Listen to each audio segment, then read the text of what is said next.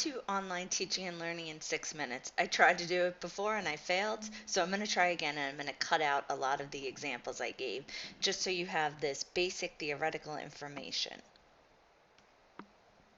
What is online learning? We're using online learning and remote learning as interchangeable terms, and both of these terms come out of distance learning.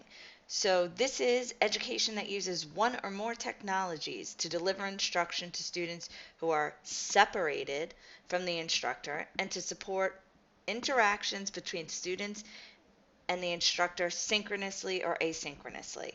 Please refer to the document titled Clarification of Terms in order to learn more about these specific words. In online teaching and learning, we have 4 different types of interaction. The interactions our learners have with our content. And all I want to say here is the learner content is make your content available in different modes: video, audio, readings. We need to make sure that our students can have an effective interaction according to their learning preferences and styles. Interactions with the instructor learner is interaction number 2. What are the things that are happening between you and your students? And line this out, set clear, concise expectations, and follow through with how you want to communicate with individual learners and learners as either small groups or as a collective. Third, and this is going to become more and more important in the upcoming weeks, the learner-learner interactions. How can we set spaces, activities, and opportunities for students to interact with one another? Monitoring that we're going to get to in another video, but how do we encourage our learners to interact with one another and not rely on their interactions with us? Finally, learner technology interactions, and these are things that are work in progress, ongoing, and it can potentially hinder some of the other interactions, but when things are functioning properly, it can also give us a lot more opportunity for the learner to go an extra step or link to additional support. So these 4 interactions and effective balance leads to teaching cognitive and social presence. We'll see that on the next slide. Community, engagement and satisfaction with the learning online experience, an improvement in student learning, and persistence and retention. So hence the importance of why I'm showing you these few slides.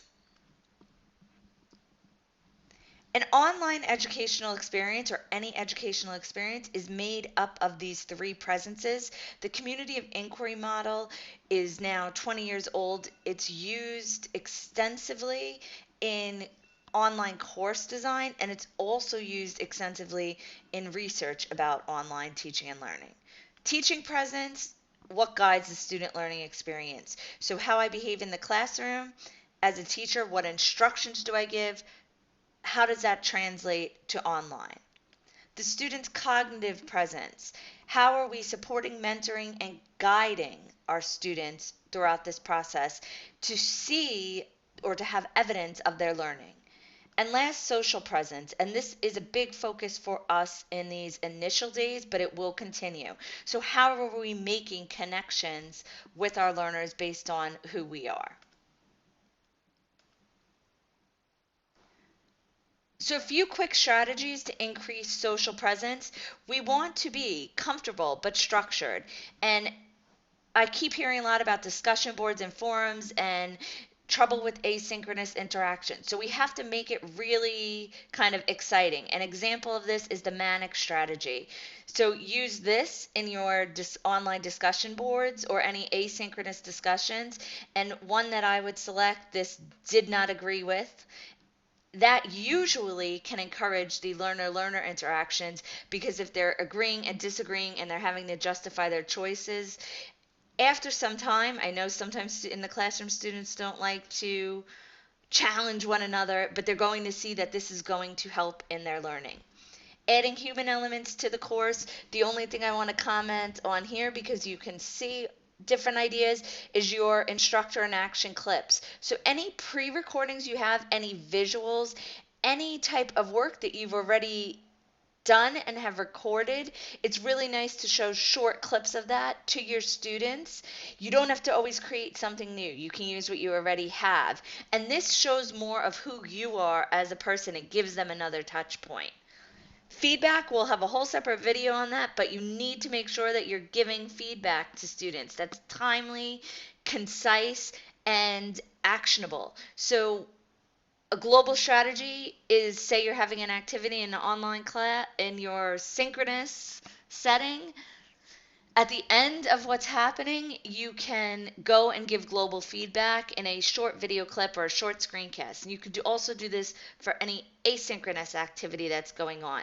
Individual feedback is important, but at this time, with hundreds of students, we may need to start with some collective feedback, and then as the weeks progress, move into the more individualized feedback. Can't say it enough, clear expectations, and then monitor this. We want to look for an effective balance of support and challenge. Last, no need to say this to hospitality educators, but make the course relevant. We need to more and more pull in some of what's happening in the world, especially because there's so much happening in hospitality. It's very easy to take these current events and integrate them somehow into our classes, somehow into our feedback, somehow into our discussions for both synchronous and asynchronous activities.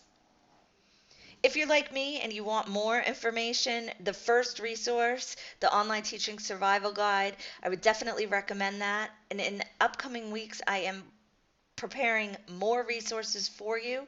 And I encourage you to contact me for one-on-one questions that you may have about the content in this video or just general online learning questions. I'm definitely the one who can talk about online teaching and learning theory for hours and hours on end, but I wanted to make this as short as possible and give you a very broad overview.